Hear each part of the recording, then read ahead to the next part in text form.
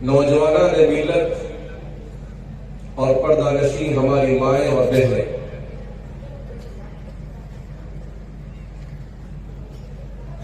یہ بات بہرحال آپ حضرات کے جذبے کو دیکھ کر اس بات پر دلالت کرتی ہے کہ آج کا ہمارا معاشرہ اپنے اندر اچھی تبدیلی کی خواہش رکھتا ہے۔ ہمارا معاشرہ اس بات کا متمنی ہے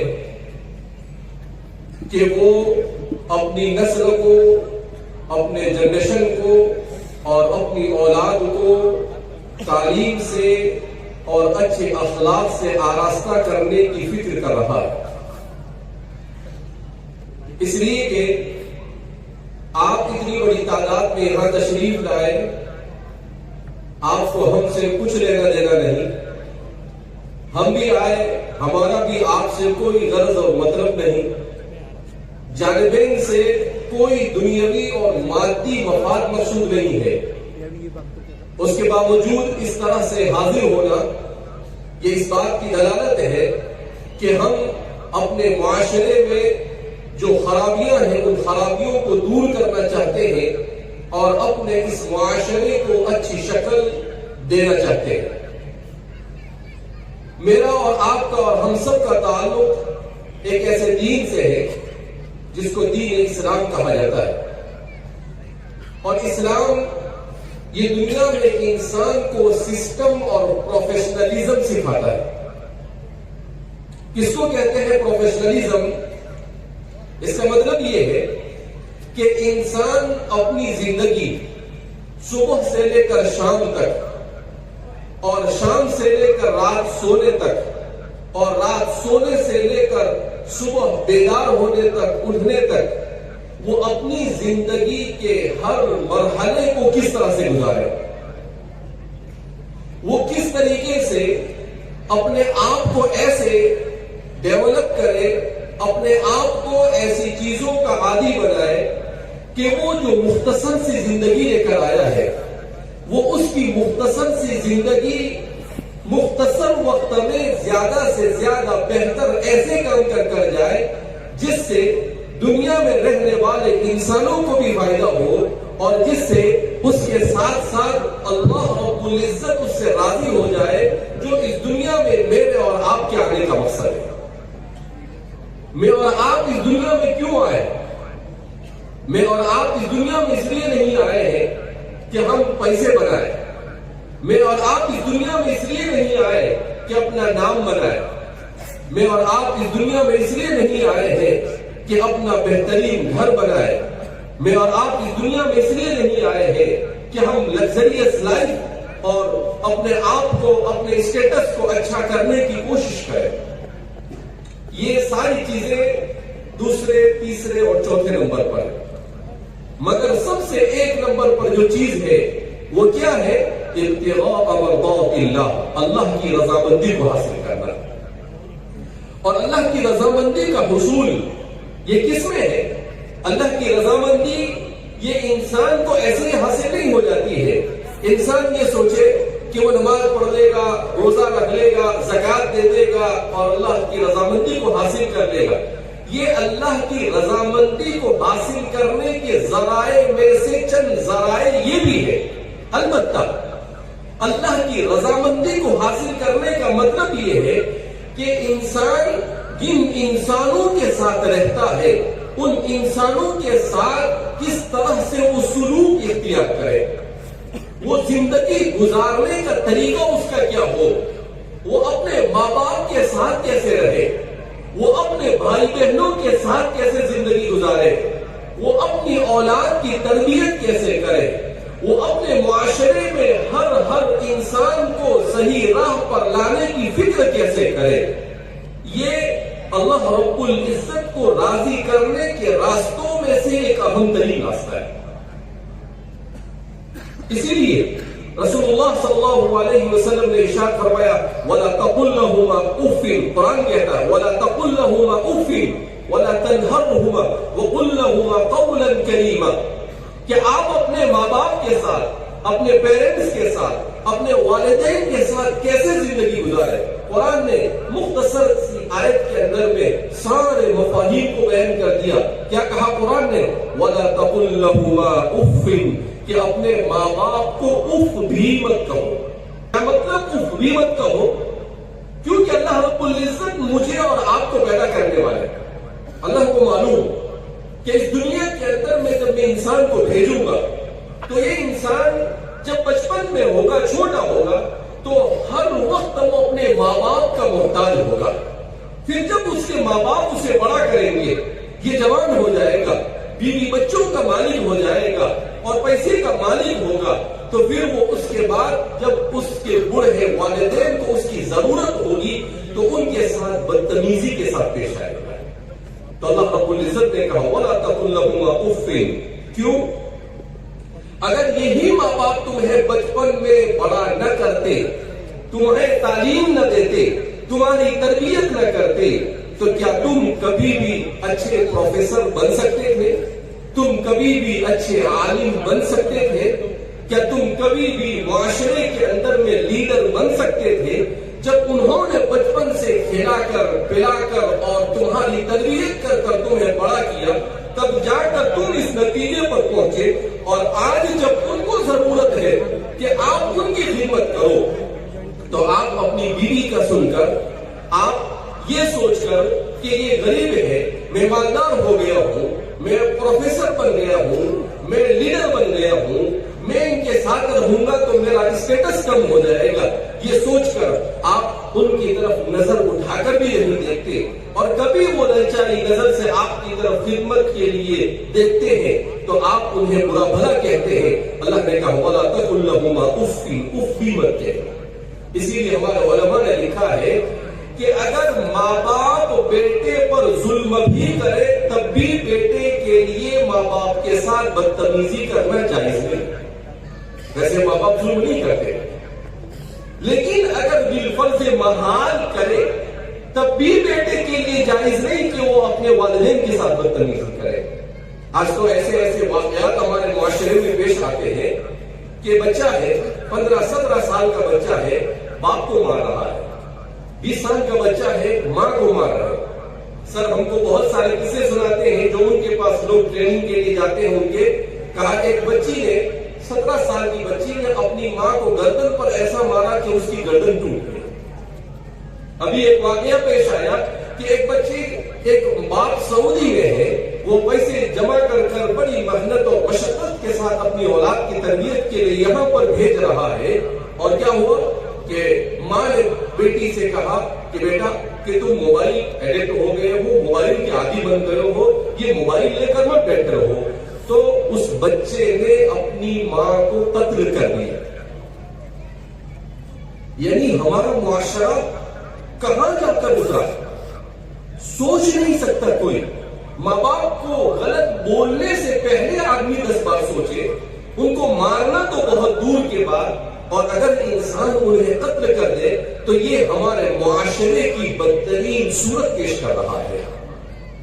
اور آج کل تو بہت سارے ایسے واقعات پیش آ رہے ہیں.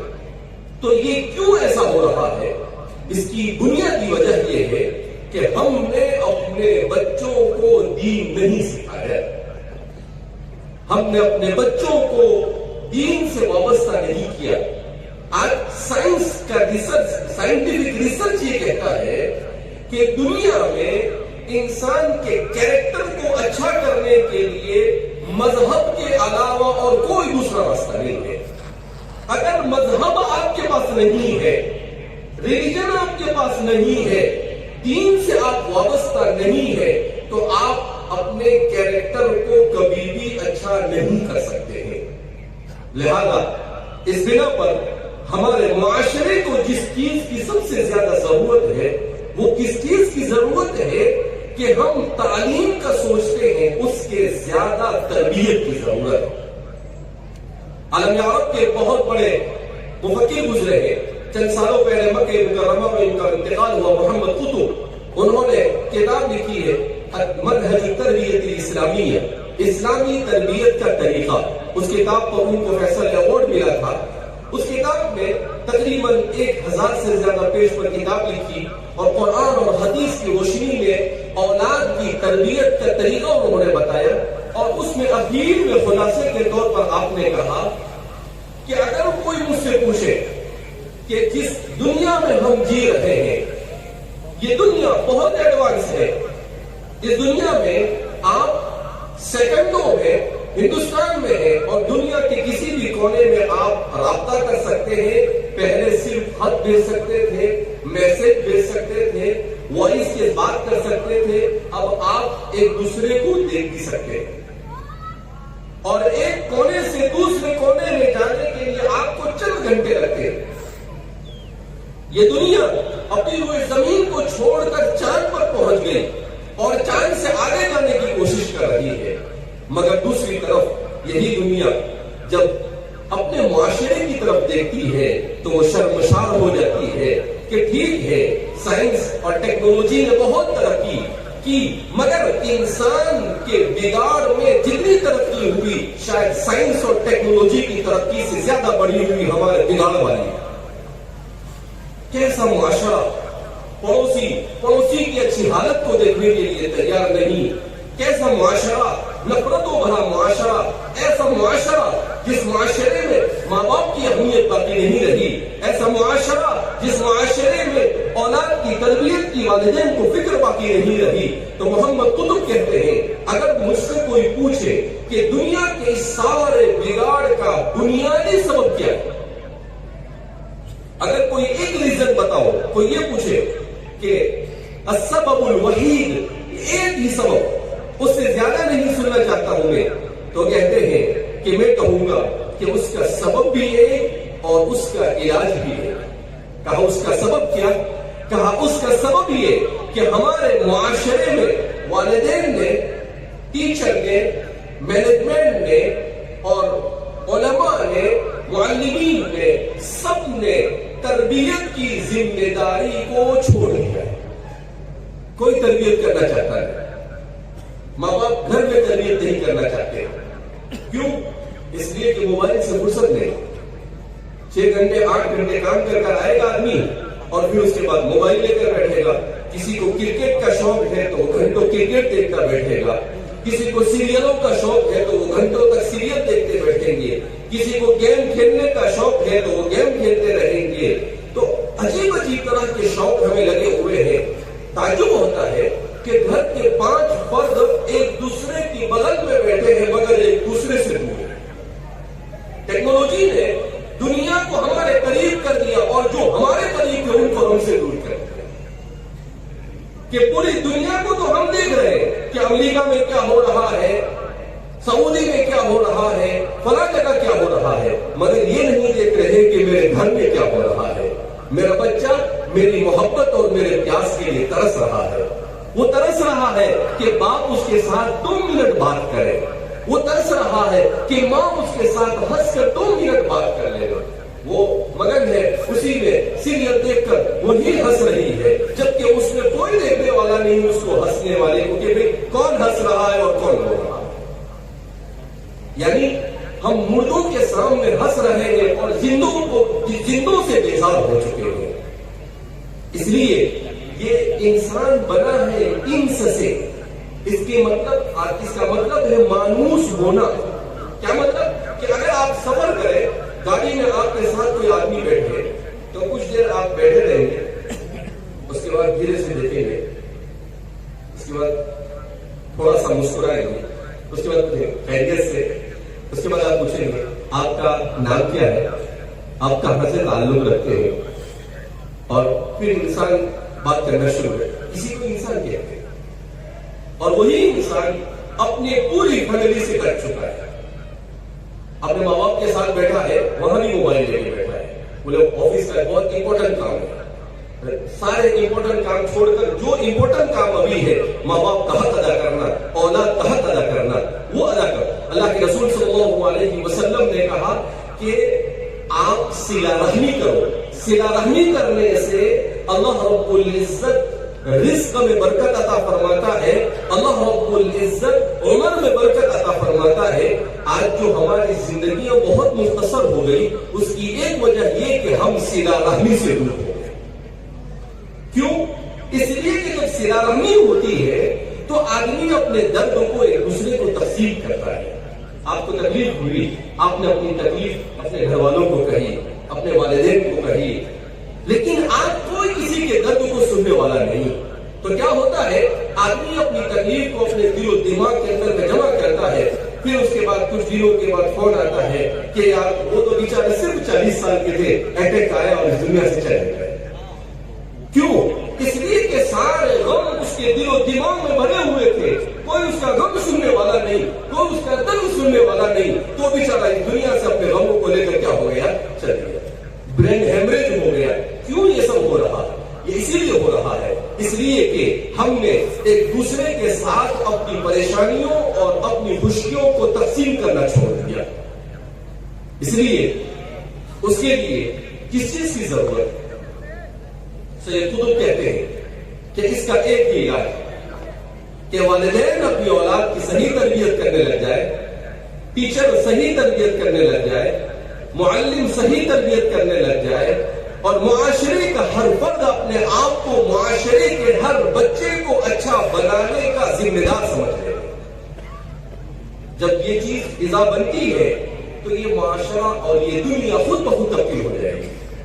جب تک کہ ہم اپنے اولاد کی تربیت کی طرف توجہ نہیں کریں گے, وہاں تک کہ ہمارے معاشرے کے اندر میں اس قسم کی کوئی تبدیلی نہیں کی جا سکتی ہے.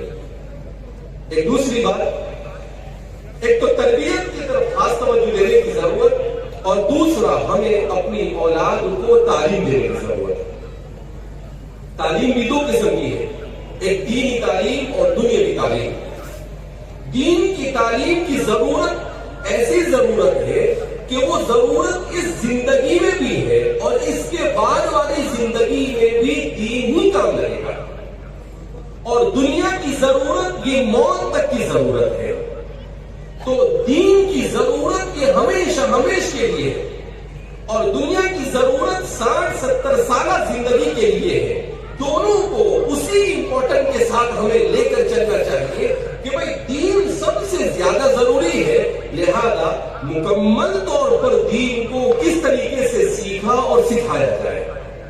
اور دنیا کی ضرورت دنیاوی زندگی کے لیے ہے, تو اتنا علم کیسے سیکھا جائے کہ آدمی دنیا میں باعزت روزی کما سکے. آج ہمارے یہاں الٹا ہوتا, ہم کیا کرتے ہیں, دنیاوی علم کی فکر کرتے ہیں مگر دینی علم کی فکر نہیں کرتے. ہم اپنے بچے کے لیے دنیاوی تعلیم دینے کے لیے ہزاروں لاکھوں روپے خرچ کر لیں گے, اور اس کو دینی تعلیم دینے کے لیے 500 روپے مسجد میں دینا ہے, مکتب میں دینا ہے, وہ اس مہینے کچھ ملا نہیں. جبکہ آدمی صرف ناشتے کے لیے چلا جاتا ہے تو 500 روپے خرچ کر دیتا ہے. لیکن حضرت تھانوی رحمۃ اللہ علیہ نے ایک مرتبہ اپنی مجلس میں بہت عجیب بات کہی. حضرت تھانوی رحمۃ اللہ علیہ کے سامنے مدارس کی اور مکاتب کی کسی نے کرٹیسائز کیا, اس کے بارے میں غلط تبصرہ کیا. تو حضرت تھانوی رحمۃ اللہ علیہ نے کہا کہ بھائی ایک کام کرو, تم یہ مدرسوں والوں کو تعاون کرنا چھوڑو, کوئی ضرورت نہیں, تمہارا کام, تمہاری دنیا بنانا ہے, تمہاری دنیا بناؤ, اور علماء کو ان کے حال پر چھوڑو.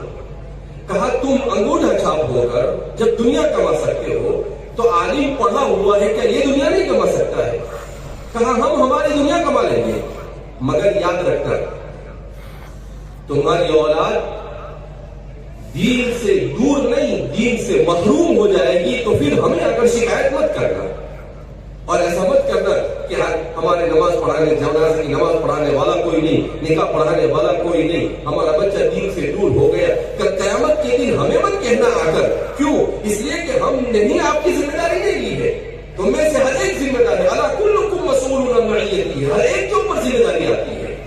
اسی لیے آپ فرماتے تھے کہ علماء کے ساتھ اور دین سے بیزاری کا نتیجہ یہ ہوگا کہ ایک زمانہ ایسا آئے گا کہ ہمارا نوجوان آدھا یہودی اور آدھا نصرانی ہوگا. 70 سال پہلے آپ نے یہ بات کہی, 80 سال پہلے. آج ہم دیکھ رہے ہیں کہ ہمارے معاشرے کا کیا حال ہے. قلندر ہر جگہ دیگر گویا. تو اس لیے ہم دین کی تعلیم کی اہمیت کو سمجھے.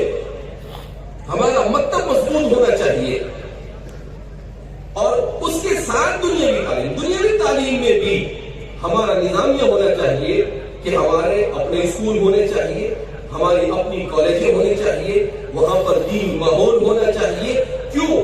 اس لیے کہ جب ماحول اگر ہمارے بچوں کو ایمان اور اسلام والا نہیں ملے گا، ان کے ایمان اور اسلام کی کوئی گارنٹی نہیں دی جا سکتی. سب سے زیادہ انسان کی زندگی پر جو چیز اثر انداز ہوتی ہے وہ کیا ہے؟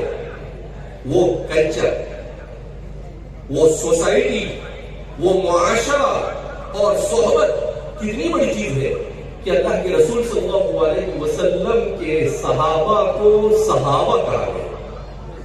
اس کے معنی ہے ساتھ رہنے والا. اسی لیے کہتے ہیں کہ جس نے رسول اللہ صلی اللہ علیہ وسلم کے ساتھ چند لمحات گزار لیے ہو، وہ ولایت کے اتنے اونچے مقام پر پہنچ جاتا ہے کہ اس کے بعد آنے والا قیامت تک اس کے مقام کو نہیں پہنچ سکتا ہے. صحبت اتنی بڑی چیز ہے. تو اس لیے ہمیں اپنے دین ماحول میں ہمارے والد صاحب حضرت والد صدیق صاحب بانوی رحمۃ اللہ علیہ کے ساتھ آج سے 30-35 سال پہلے ملک کے مختلف کونوں میں سفر کرتے تھے. تو بعض جگہوں سے شکایت آئی کہ ہمارے بچوں کے ساتھ ایسا حادثہ پیش آیا، ہمارے بچے کے ساتھ ایسا حادثہ پیش آیا. تو حضرت والد صدیق صاحب بانوی رحمۃ اللہ علیہ نے والد صاحب سے کہا کہ حضرت میرے غلام ایک کام کرو، آپ کے یہاں پر کالج شروع. تو والد صاحب نے کہا کہ حضرت مفتی صاحب لوگ زندہ نہیں رہیں گے. تو والد صاحب نے کہا کیوں؟ فتوے چالو ہو جائیں گے. کہا کہ بھائی میری آنکھ یہ دیکھ رہی ہے کہ اگر ہم نے اپنی نسل کے لیے دینی ماحول میں اصلی تعلیم کا انتظام نہیں کیا تو ہمارے معاشرے کو ارتداد سے کوئی نہیں روک سکتا. اگر ہم ارتداد سے روکنا چاہتے ہیں تو ہمارے دینی ماحول میں اصلی اداروں کو شروع کرنا پڑے گا تاکہ یہ بچے اور یہ پروفیسر ہمارے ساتھ ہماری صحبت میں رہ کر دین سے وابستگی اختیار کریں. حضرت کے کہنے پر ہی ہمارے یہاں پر کالج شروع ہوئے. الحمدللہ ملک میں تقریباً 90 سے زیادہ اسکول اور مدرسہ ساتھ میں اور تقریباً 30 سے زیادہ مختلف کالجز جامعہ چلا رہا ہے. اور سب سے بڑا فائدہ جو ہم نے محسوس کیا وہ یہ کہ ہمارے دینی ماحول میں پڑھائے جانے والے ان بچوں کو دین اور ایمان پر پختگی آ جاتی ہے. اس کے ایمان اور اسلام کی گارنٹی دی جا سکتی ہے کہ انشاءاللہ یہ بچہ کہیں بھی جانے کے بعد کسی اور چیز سے متاثر نہیں ہوگا. یہ ماحول کا اثر ہوتا ہے. اس لیے کہ جہاں اللہ کا نام لیا جاتا ہے ایسا لگتا ہے کچھ نہیں ہوتا ہے، لیکن وہاں پر جو برکتیں ہوتی ہے، اللہ کے نام میں جو برکت ہے اس کا اندازہ نہیں لگا سکتا ہے آدمی. تو اس لیے ہمیں بھی ضرورت اس بات کی ہے کہ ہم جہاں پر بھی اپنے دینی مکاتب اور مدارس کو شروع کریں وہاں پر ساتھ ساتھ میں ہمارے اسکول ہونے چاہیے، ہمارے بچیوں کے لیے تعلیم کا انتظام ہونا چاہیے، ہمارے بچوں کے لیے تعلیم کا انتظام ہونا چاہیے.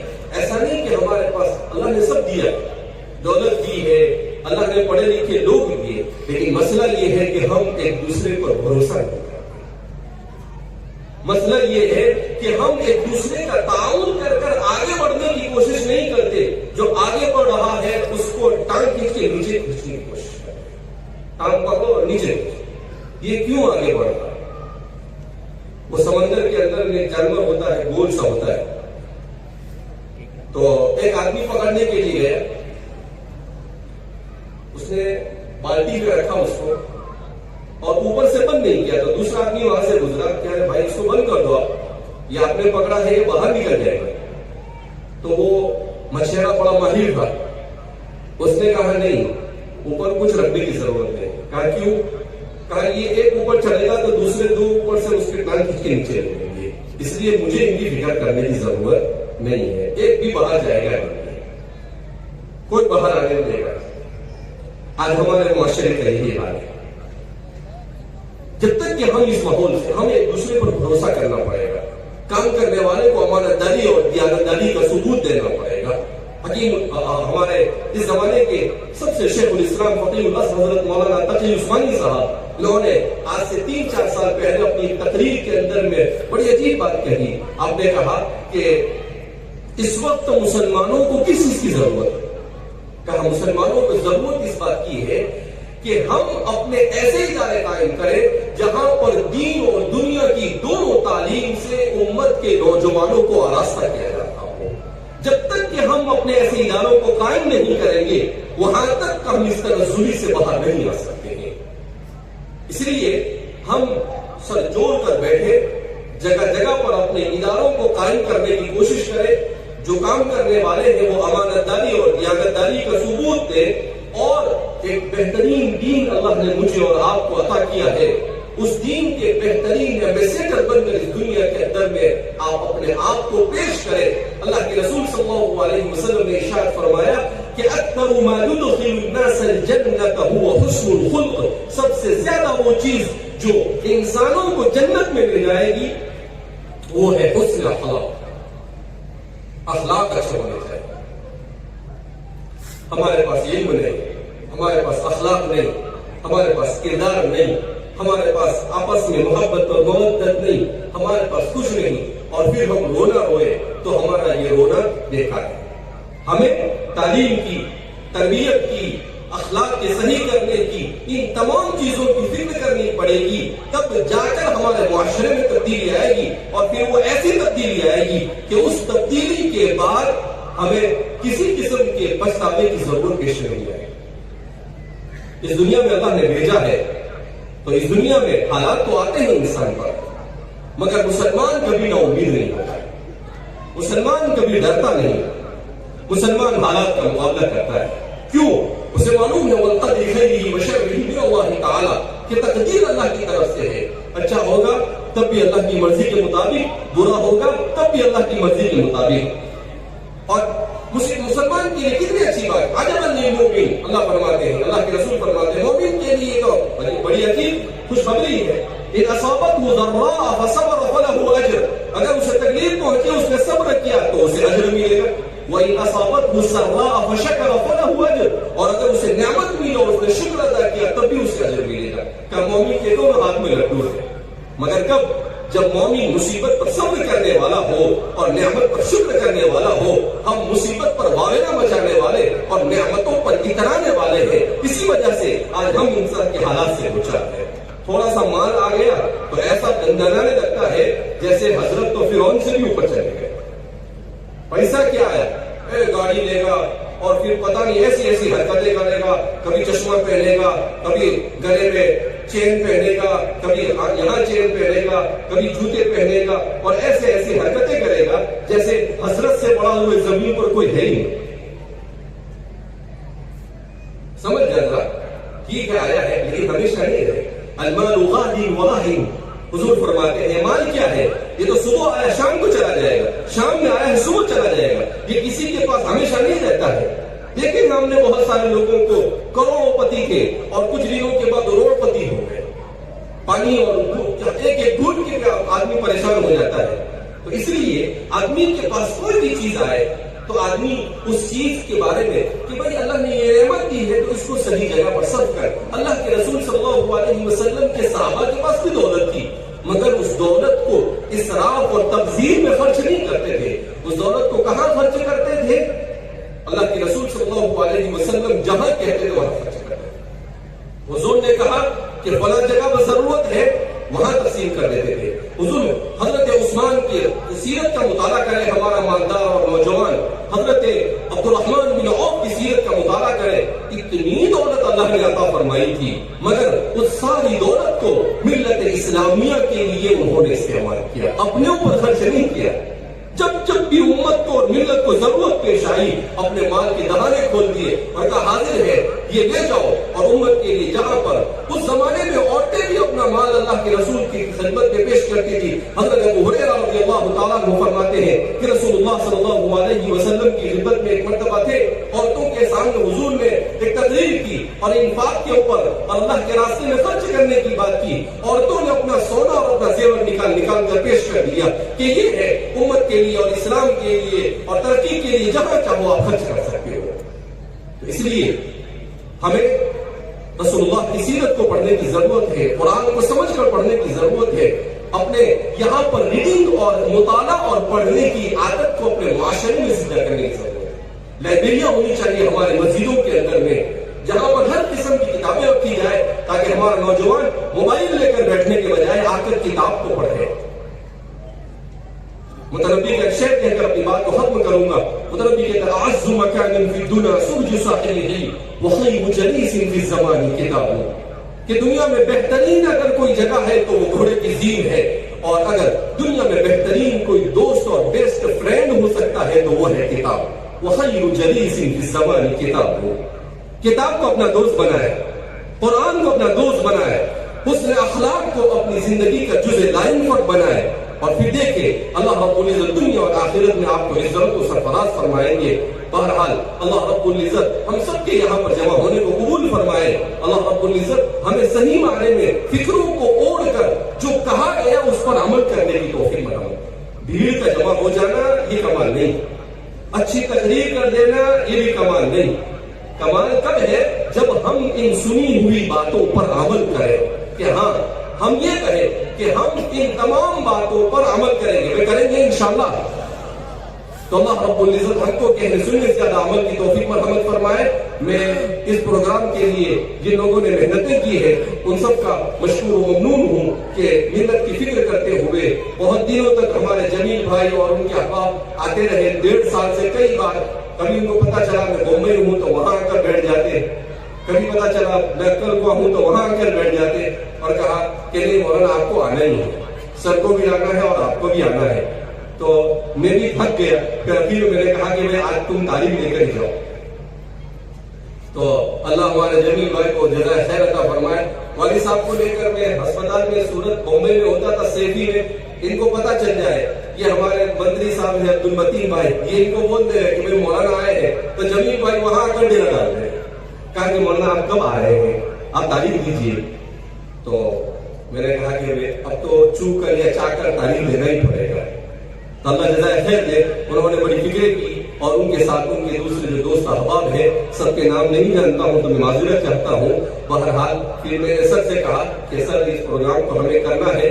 بہرحال تو سر کا بھی میں مشکور و ممنون ہوں کہ انہوں نے اس کے لیے تیاری کی, اور آپ جتنے لوگ بھی یہاں پر تشریف لا رہے ہیں وہ اس نیت اور ارادے کے ساتھ جائے کہ انشاءاللہ ہمارے اس کمپلیکس میں ہم بہترین کالجوں کو قائم کریں گے آپ کے تعاون سے انشاءاللہ. آپ کے تعاون سے بولا تو انشاءاللہ بھی بولتے ہیں آپ, ارے بھائی ہاتھ اٹھاؤ, کریں گے نا.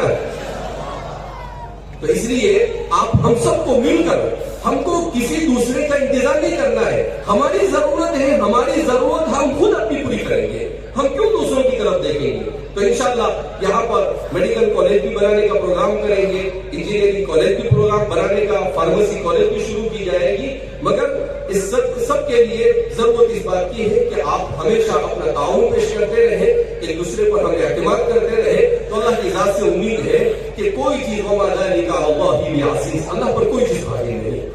اگر 2 چیزیں میں نے اپنے 20 سالہ کام کرنے کے عرصے میں 2 چیزوں کو نوٹ کیا, کیا اگر نیت اچھی ہو اور طریقہ صحیح ہو تو اللہ کی طرف سے کامیابی ملنا ضروری. اگر نیت اچھی نہ ہو اور طریقہ اچھا نہ ہو, یا نیت اچھی ہو اور طریقہ اچھا نہ ہو, یا طریقہ اچھا ہو مگر نیت اچھی نہ ہو تو کبھی کامیابی نہیں ملتی ہے. اس لیے ہم اپنی نیتوں کو درست کریں کہ جو کچھ ہوگا ملت کے لیے کریں گے, قوم اور ملت کے لیے, ملک کے لیے کریں گے. تو اللہ کی ذات سے امید ہے کہ اللہ تمام راستوں کو آسان فرما دے گا. اللہ رب العزت ہم سب کو کہنے سننے سے زیادہ عمل کی توفیق مرحمت فرمائے. والسلام علیکم ورحمۃ اللہ وبرکاتہ.